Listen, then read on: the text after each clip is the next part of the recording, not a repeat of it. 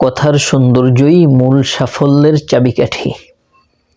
চলুন এ কথাটি আমরা একটি ঘটনার মাধ্যমে বোঝার চেষ্টা করি। একবার এক রাজামশাই তিনি স্বপ্নে দেখলেন তার মুখের সবগুলো দাঁত পড়ে গিয়েছে। রাজামশাই তো বিশাল চিন্তিত। তিনি এ কেমন স্বপ্নে দেখলেন?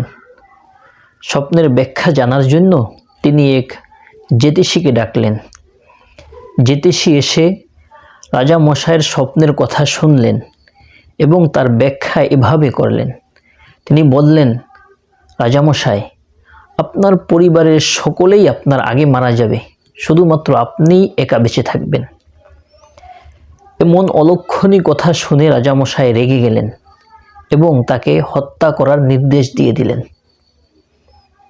এরপরে তিনি দ্বিতীয় আরেক জ্যোতিষীকে ডাকলেন।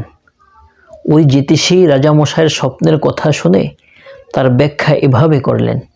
তিনি বললেন, রাজামশাই, আপনি আপনার পরিবারের সকলের থেকে দীর্ঘ আয়ু পাবেন এবং সুস্থ এবং সাফল্যের সাথে দীর্ঘদিন আপনি রাজত্ব করতে পারবেন।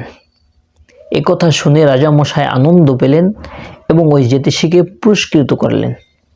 এবার দেখুন, দুই জ্যোতিষী উভয় জনে কিন্তু একই ব্যাখ্যা করেছেন, কিন্তু কথা বলার ধরনের কারণে একজন পুরস্কৃত হলেন আর অন্যজন মৃত্যুদণ্ড পেলেন। এজন্য আমাদের জীবনে অনেক ক্ষেত্রে দেখা যায় কথা বলার ভাব ভঙ্গিমার কারণে মানুষ অনেক সাফল্য, মানুষের অনেক বাহবা, মানুষের কাছে অনেক প্রিয় হয়ে যায়।